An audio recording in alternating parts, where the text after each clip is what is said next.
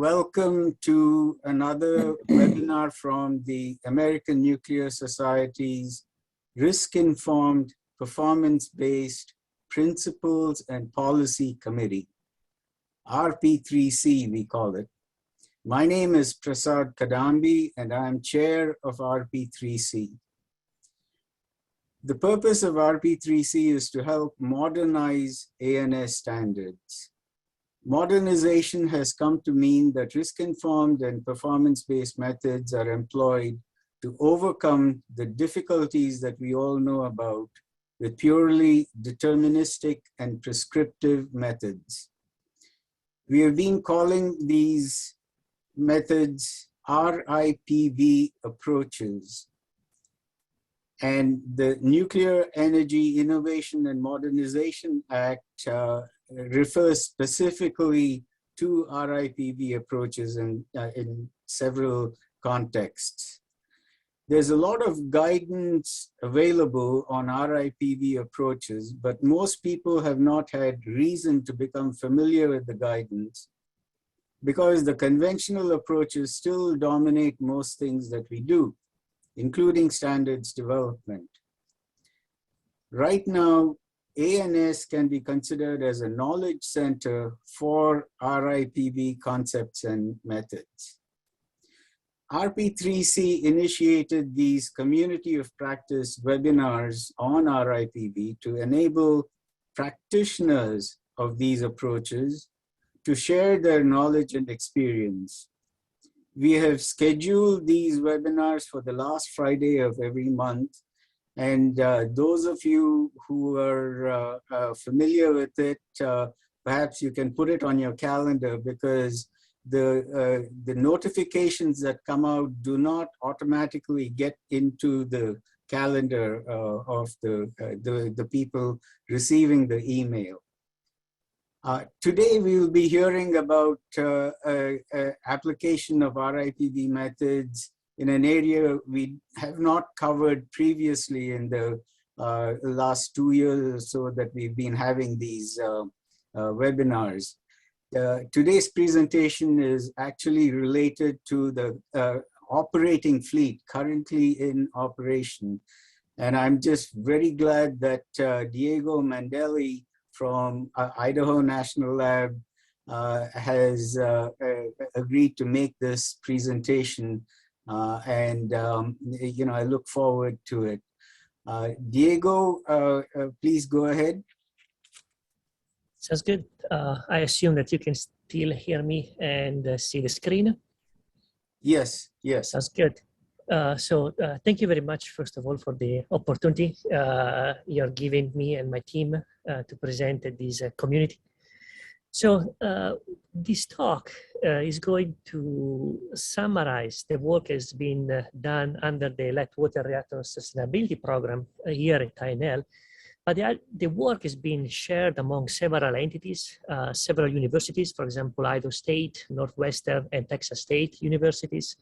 Some of the work has been done in collaboration with the industry partner, in this case, Jensen News. So I just want to acknowledge here all the work that's been done by professors, students, and scientists and engineers that contribute a lot to this work. So this work has been sponsored by the Light Water Reactor Sustainability Program, as I said earlier, and in particular, this work has been performed under the Risk-Informed Asset Management Project. So the context of this is the following. A lot of advanced monitoring technologies, a lot of statistical and modeling tools are being employed in the actual fleet, and they have the potentials to improve plant performance. As a corollary of this statement, you can also decrease the operating maintenance cost in terms of relying more on the computational side rather than human personnel to perform normal tasks. So the starting point is that we have a lot of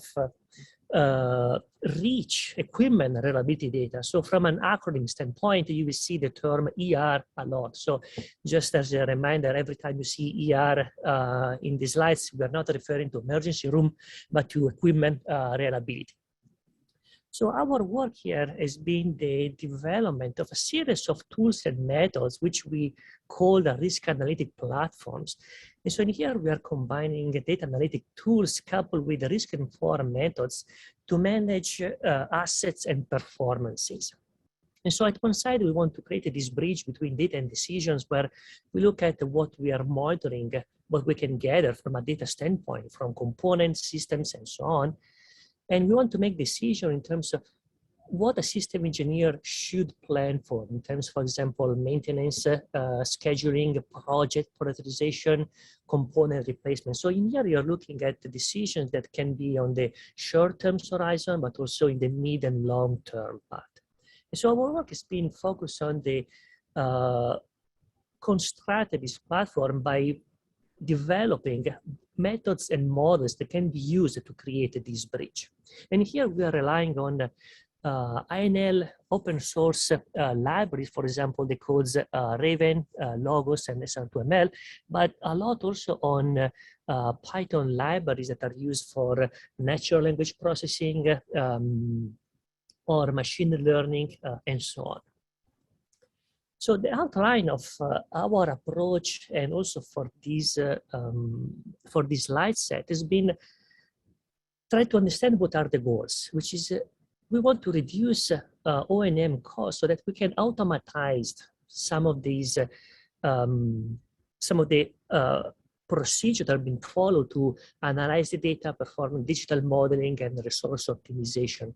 And so what you will see this slide set divided into 3 portions. So we will start by looking at how equipment reliability data can be analyzed.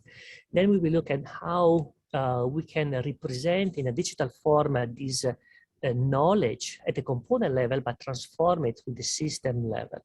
And then we will look at some of the resource optimization method that helps the analyst to better optimize budgets, time, in order to minimize as much as possible the cost portion. So this workflow in terms of data analytics, digital modeling, and resource optimization, this is a very old problem. I think that things have started to be digitized since the beginning of the Second World War. So we're talking about a very common data workflow. So just to give you our, at least on my side, my perspective here is when we started the project 4 years ago, we have no idea on how things were working at a normal power plant. So we tried to do it our homeworks as much as we could and try to see how things are done and can we do something different. And so what you will see, especially on the data analytics portion, but also in the digital modeling, you will see a different approach, a different mindset that can be used to tackle these problems. So regarding the equipment reliability data analytics, so we've seen a lot of times that state of practice methods for equipment reliability data analytics are based on classical machine learning methods. And these methods are focusing on finding patterns from data. One thing that we've also observed applied to other fields is that data can be very misleading. And here we are quoting Professor Pearl of University of California, where he's actually testifying with strong word how machine learning that is based only on data is not always the best of choice. So when thinking about equipment reliability data, we are looking at different type of formats. We are dealing with both numeric, for example, pump oil temperature, but also with text, for example, events, logs that are recorded by operators and so on. And we haven't seen much efforts to integrate all these data elements together because they still provide the same information in terms of health of a component or a system. And they're analyzed on separate paths. And so our work here is moving away from a fairly standard machine learning, and here we are looking at the causal discovery behind the patterns that we can look from existing data. And this is simply coming from the fact that not all patterns from data are telling you something about the health of the system. And so in here, we are actually looking at the integration of both numeric and text data at the same level. And then what we're looking at, infer the causal relationship among data elements. So in here, we pay the price is that we cannot just use normal data analytics methods, but in here, in order to perform these causal inference you want, we needed to provide models to our methods in order to extract this knowledge.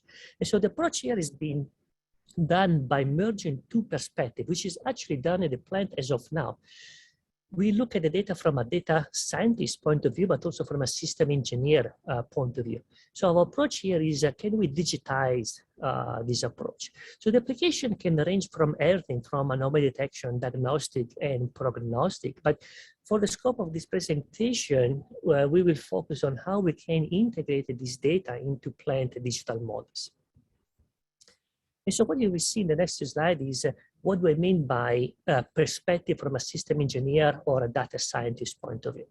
So let's start with the system engineering perspective. So in here, what we do is we provide here a set of models which are actually based on fairly robust model-based system engineering languages, for example, OPM, object process methodology, in order to describe what is the architecture of the system. So in here, with language like OPM or, for example, SysML, we describe the architecture of the system from both a form and functional point of view in terms of diagrams. And so in here, we look at also identify the dependency between forms and function. And so why do we want to do that? Because with this model, we can provide input to our machine reasoning methods in order to understand, for example, what a text is talking about. And in here, these models are actually the fundamental element to identify the links, the causal links between data elements. So from a practical standpoint, a model-based system engineering models, basically what they do, they emulate the knowledge of a system engineer about a component or a system architecture. So what you see here at the bottom of this slide is a very simple, very basic OPM model for a centrifugal pump. So in here, we want to identify what a centrifugal pump does. And so what it does is its scope is to increase, for example, the fluid pressure. So that's its function.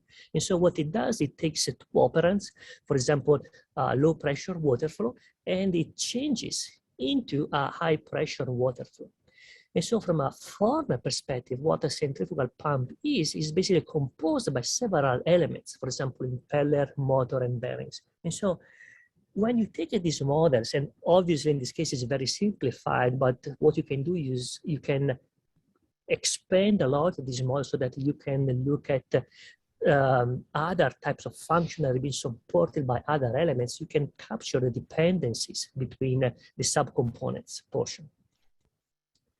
And so how does it fit with the idea of analyzing equipment reliability data? So let's assume that we have here a model-based system engineering model for a generic system where we have here a set of processes, we have a set of elements in terms of format that support those functions.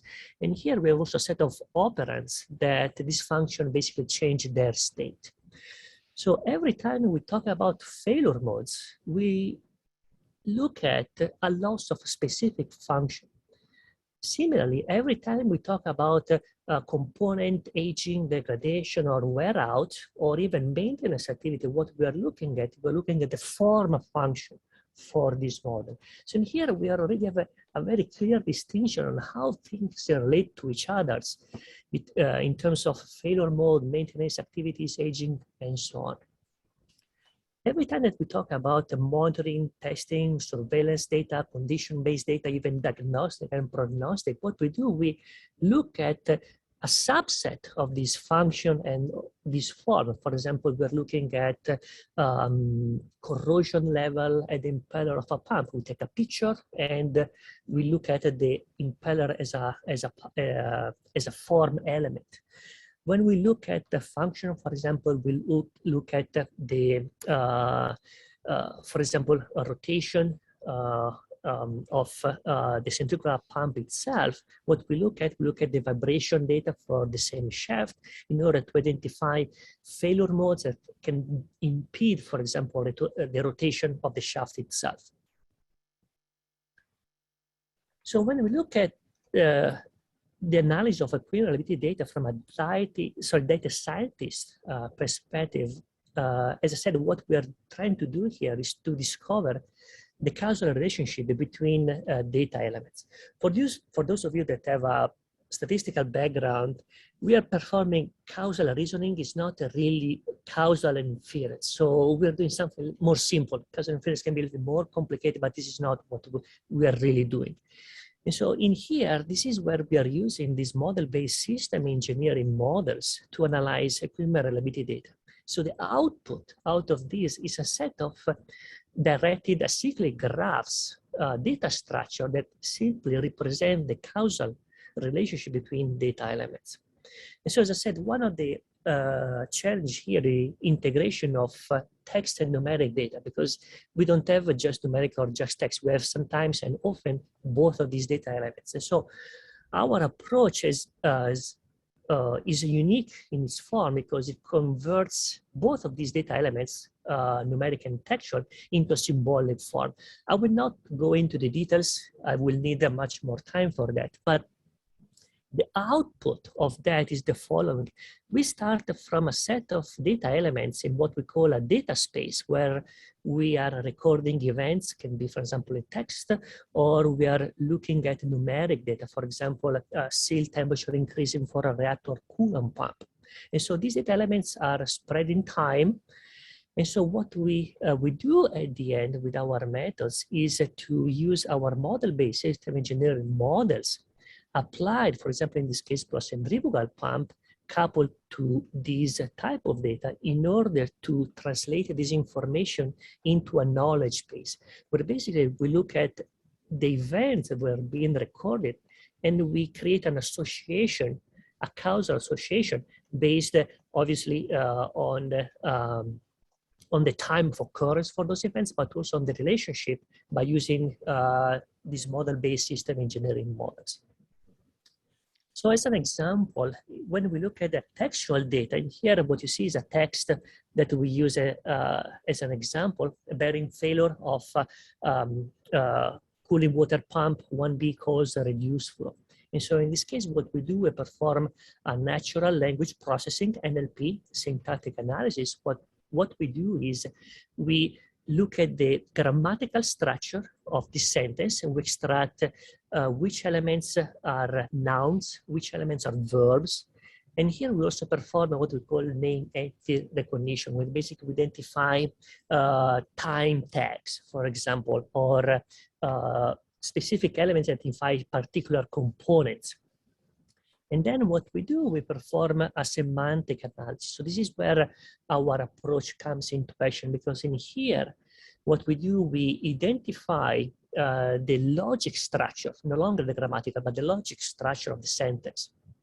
And here we look at really specific verbs. For example, the verb caused here. This verb here implies that we are dealing with an association between two events that have a causal relationship among them. And so in this case, for example, with our methods, and here, for example, we are using a Python library called Stanza and NLTK in order to perform this logic analysis structure and create, for example, in this case, a very simple cause and effect diagram where we identify which component, which major component we are talking about, the type of subcomponent that has been mentioned in the text, and what was the status of it that has been recorded. For example, in this case, bearing failure as a possible cause that's been recorded, and the effect has been a degraded flow coming out of the pump itself. How do we do that? We look at the keywords, bearings, and the flow inside the centrifugal pump OPM model. And so here we're trying to get as close as possible on how a human would interpret a text form.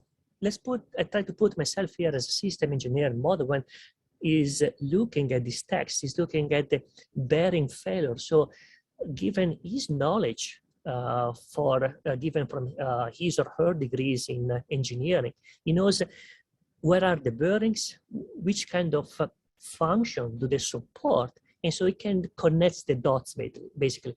These OPM models are doing exactly the same.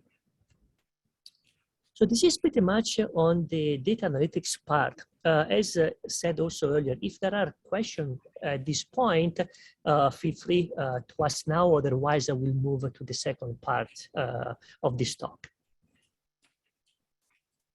Are there any questions from the audience?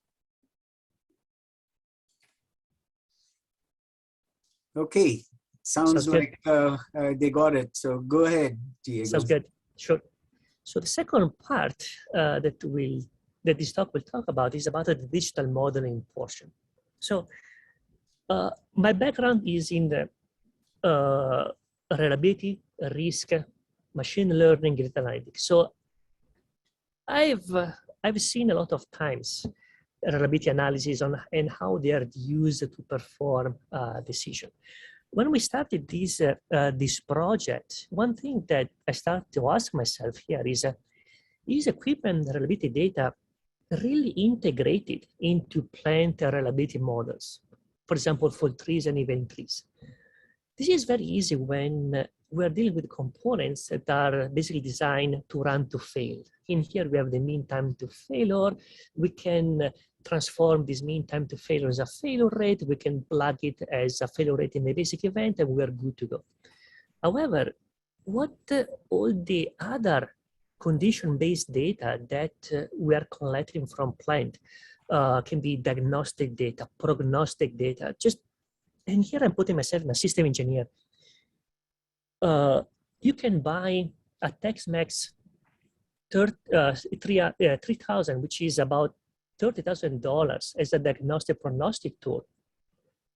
This investment is never going to show up in any type of plant PRA model. So you don't see this value coming out in these models.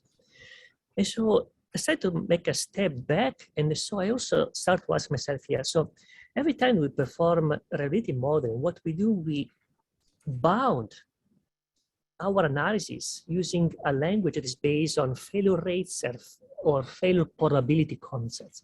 For example, here we often try to put linear, for example, aging model, for example, linear or viable aging model to somehow capture the fact this component age. But do we have enough data to support the construction of these models? And you can say, well, maybe with a few points I can, but I can put uncertainties. Well, yes, but at the end, you end up with a very uncertain model that actually precluding quite a little bit, try to understand on how aging affects your component, your system ahead. One other thing that often makes it a little bit touchy here is,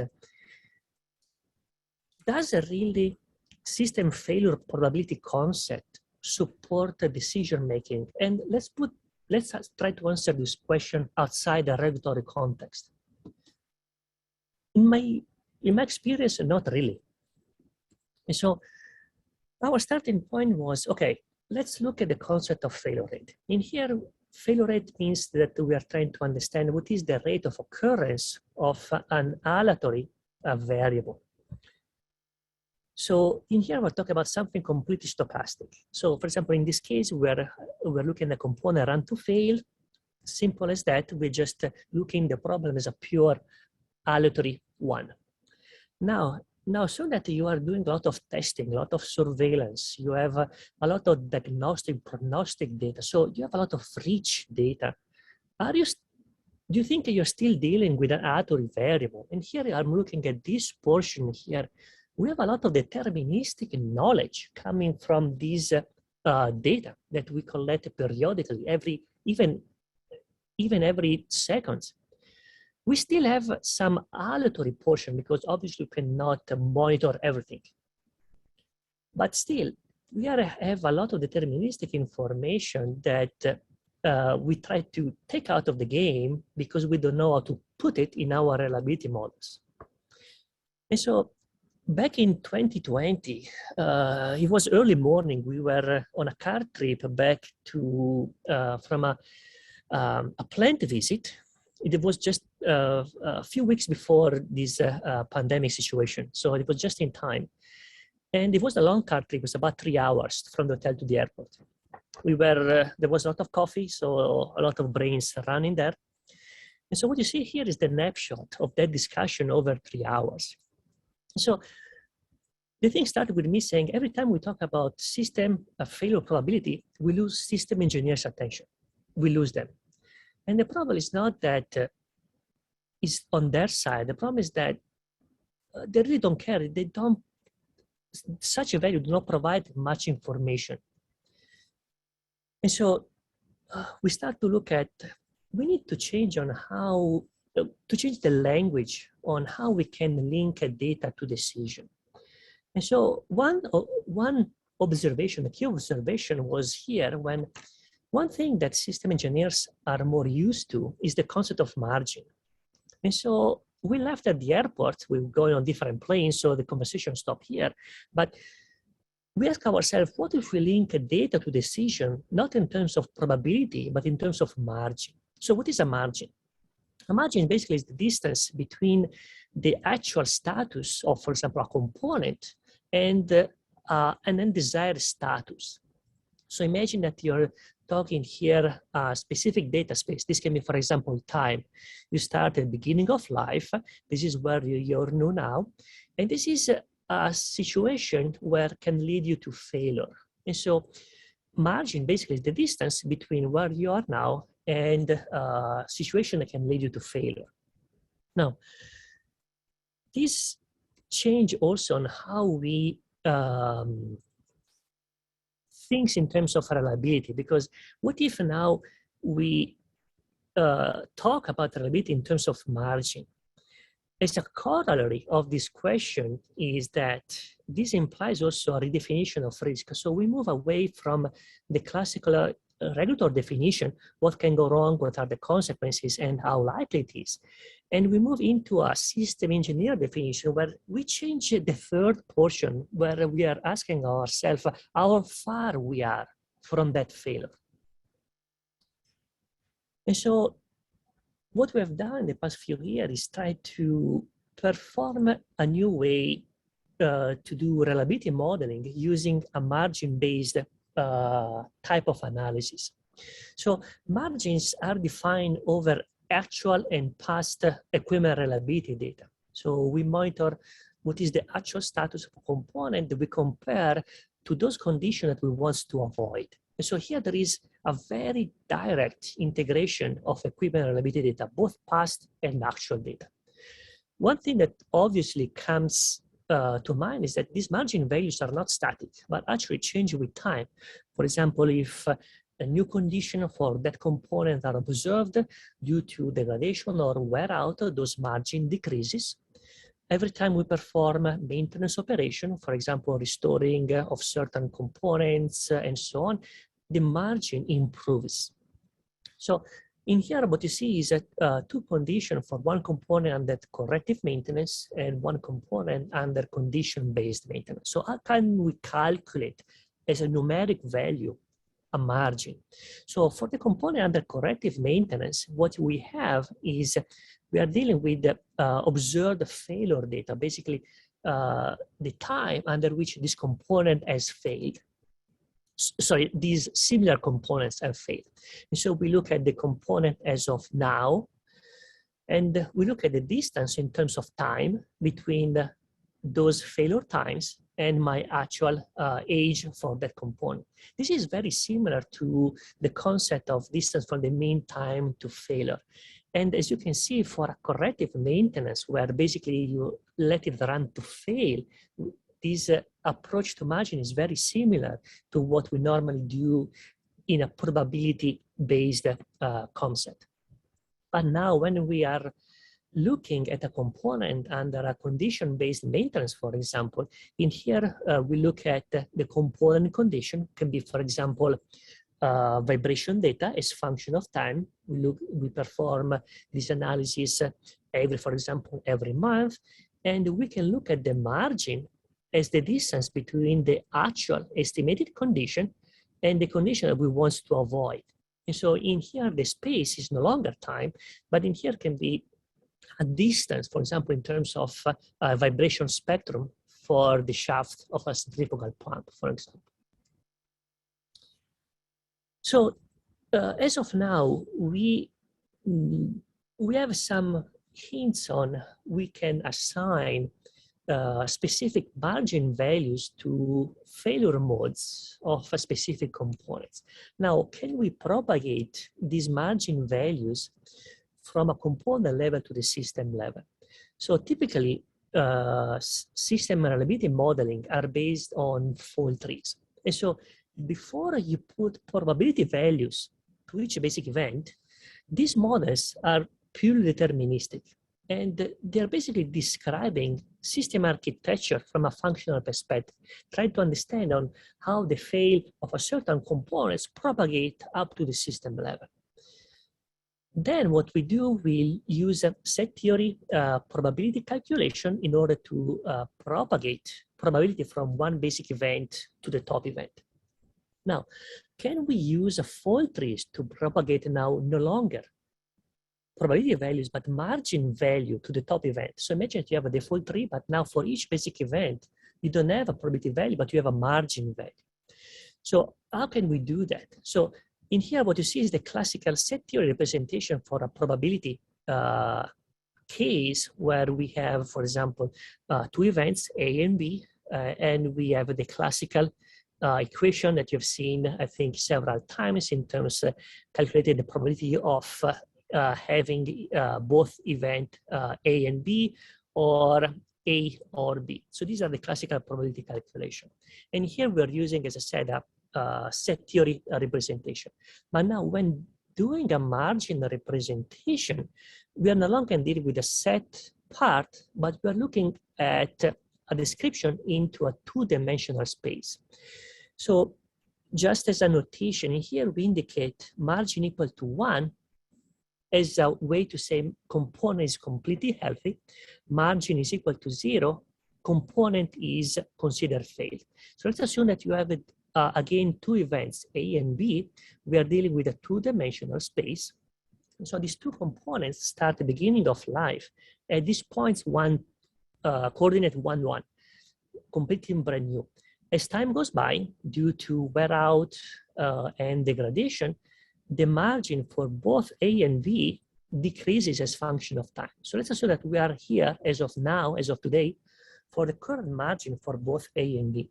If I want to calculate the margin for the event both A and B failed, what we do, we are looking at the distance between where we are now and where we are looking at. So basically, is a distance-based operation.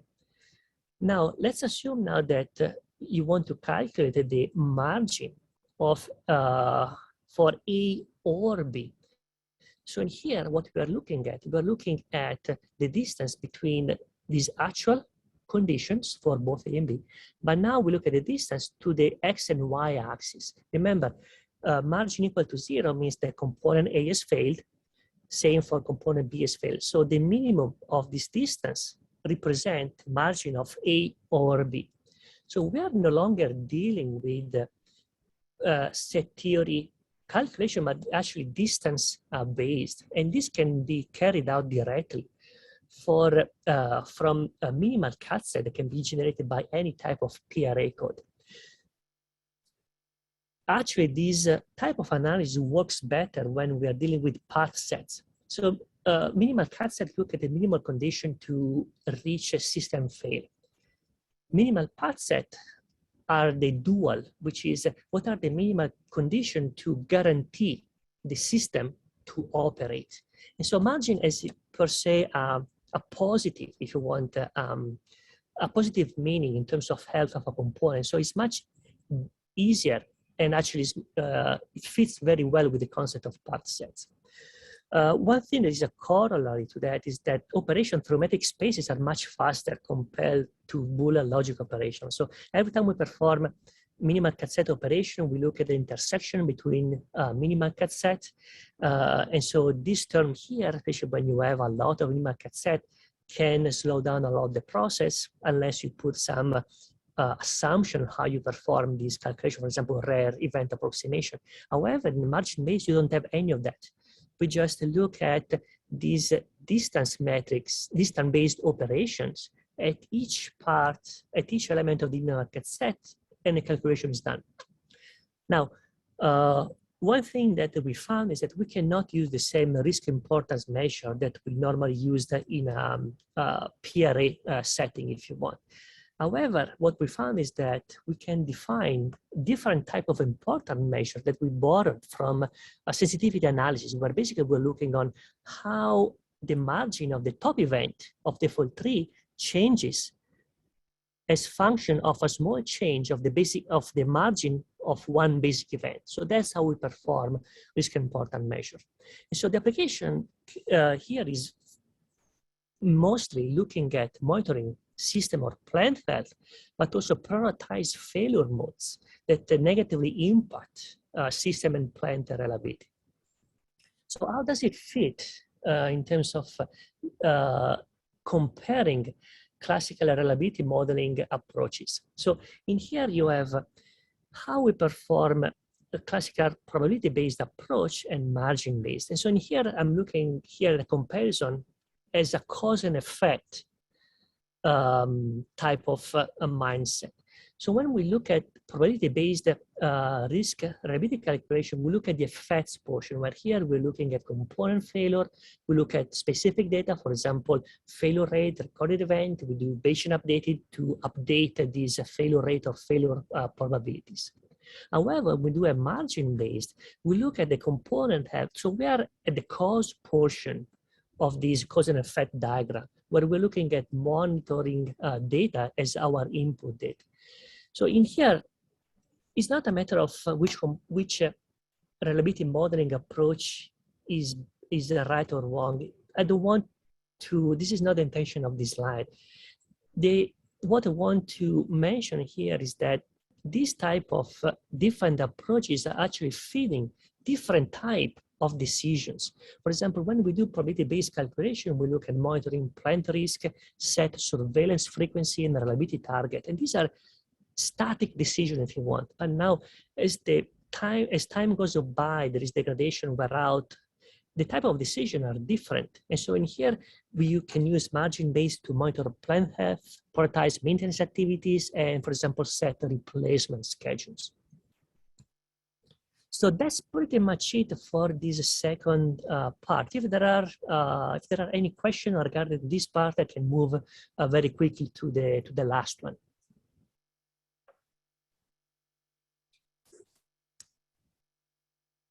Any questions? Go ahead, Diego. Sounds good. So the last part, I will go a little bit faster on this one because this part is looking at plant resource optimization. And here we use the fairly standard methods to optimize resources. So what is a resource from a plant point of view? In here, we're talking about personnel, budgets, time, and assets. So when we talk about resource optimization, we also have these optimization terms. So what optimization really means? So an example is are here listed. For example, we want to maximize the value of dollars that are spent for operation and maintenance or for capital budgets. Or we want to, for example, minimize maintenance crew activities. maximize the life cycle performance in terms of, for example, availability and reliability.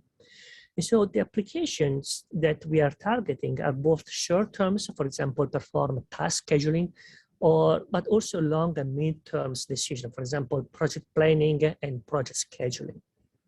I will not go much into the details about how we perform that, but we have several optimization methods. Why we have so many? Unfortunately, we do not have a single or the optimization method that can solve any type of optimization problem. Unfortunately, depending on how the problem is framed, the type of constraints, the type of decision variables that we want to change, specific methods can be used. So unfortunately, there is not a single recipe to perform optimization. And so one thing that we've used quite a little bit is the idea of multi-objective optimization, which is trying to balance not one, but multiple objectives that we want to either minimize or maximize at the same time.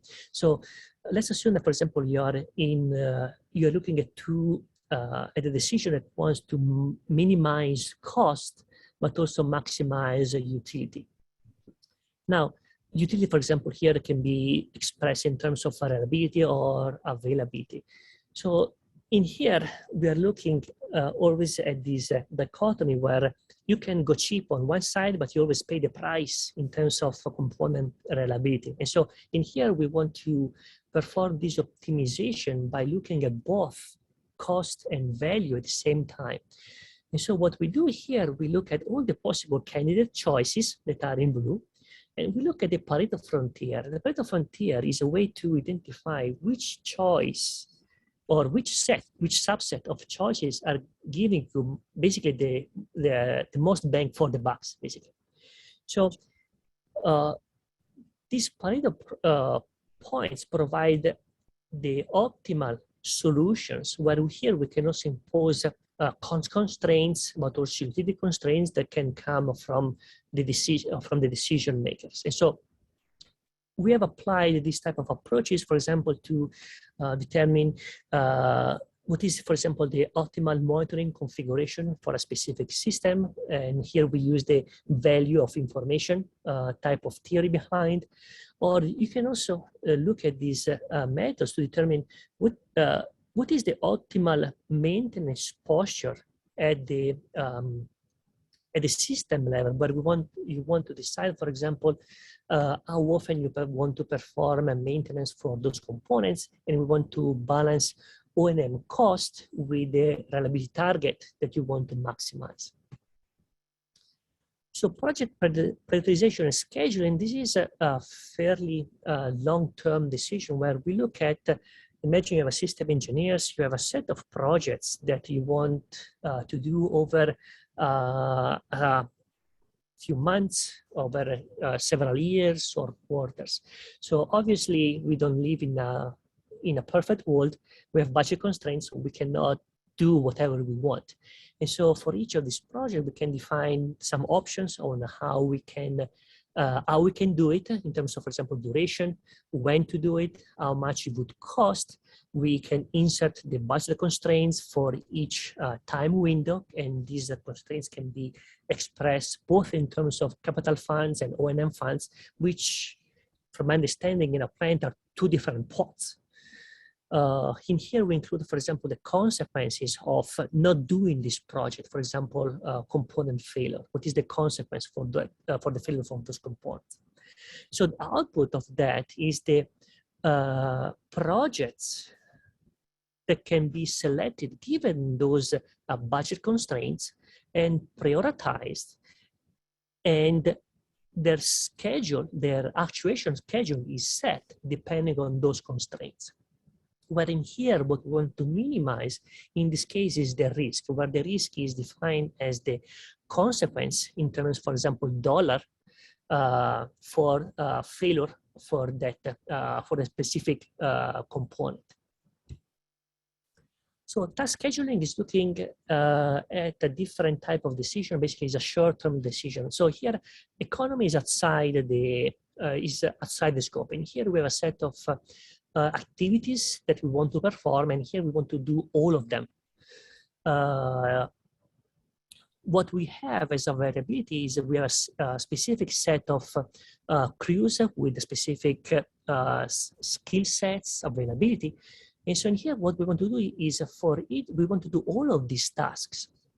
And so what we want to do here is we want to minimize the time to perform all of these tasks. So in here, we can capture dependencies between tasks, the skill that they require. And so the applications are fairly practical, because in here, for example, we can schedule outage activities where we have a set of tasks that we need to do, and we want to do them in the shortest amount as possible, but also scheduling of fairly standard maintenance and surveillance activities on a weekly basis. And so the output out of our methods here is basically for each of these tasks, we define, we get as an output value when to do it, and with the satisfaction of all those requirements that we provide as input. So this is the last slide. I think I'm barely on time. So what you've seen here is the project overview under LWRS Case-Informed Asset Management Project, which is trying to create a bridge between data and decision. And here I've described briefly our equivalent data analytics using causal inference rather than machine learning, where we are merging both numeric and text. Regarding relative modeling, I talk about this margin-based reliability modeling, where I cannot stress enough on how we can really integrate much more completely available equipment reliability data. The nice part is that it's actually compatible with fault tree models, which most of you, I think, are familiar with. And one thing that I think is the most important is that they can really provide a complete and explainable, this is something that I really like a lot, representation for system plant health. One thing that is also good on our side is also on how it can support assets and health management decision through our models, given the data that we collect. So regarding the plant resource optimization, I've listed a few examples of long, medium, and short-term application on how we can take this information coming from margin-based data and prioritize the project with lower margin and optimize their actuation schedule so that our reliability constraints or target are satisfied. This is the end of my talk. If there are any questions, I am more than happy to answer them here. Diego, I don't see any hands up or any questions, but I'd like to make a comment that, you know, even though you did not use the words risk-informed and performance-based, the fact is that what you have presented is basically a methodology that represents a performance-based approach to safety. So, you know, that's something from my side, what I took away. But there's a comment here from Marty Sattison. What does the validation and verification process look like for the margin-based solver? So I'll make it very simple. So by the way, hi Martin. We know since I was here at INL. Let's look at this example. Where you have these two components, for example, that are you did both of them in order to satisfy a specific function. So if one of them is degraded more than the other, what you do, you look at this component as the most critical one. This decision in a system engineer, and I think also in all our heads, what it does is comparing the margin between these two components and is looking at the minimum. So I understand that my answer is very simple in nature, but here I'm trying to make a bridge on how this margin representation is actually intuitive on how we do decision from a human perspective. So regarding the verification part, so we do not have obviously numeric models or analytical models that we can compare. However, we have analytical decisions that we make when we look at the simple systems. Now, regarding the validation portion, so the validation portion, we do not, we are not dealing with the simulation models. So we are not comparing simulation models with the reality. However, that being said, we can frame the problem of validation on how we construct a margin value for a specific failure mode given available equipment reliability data. So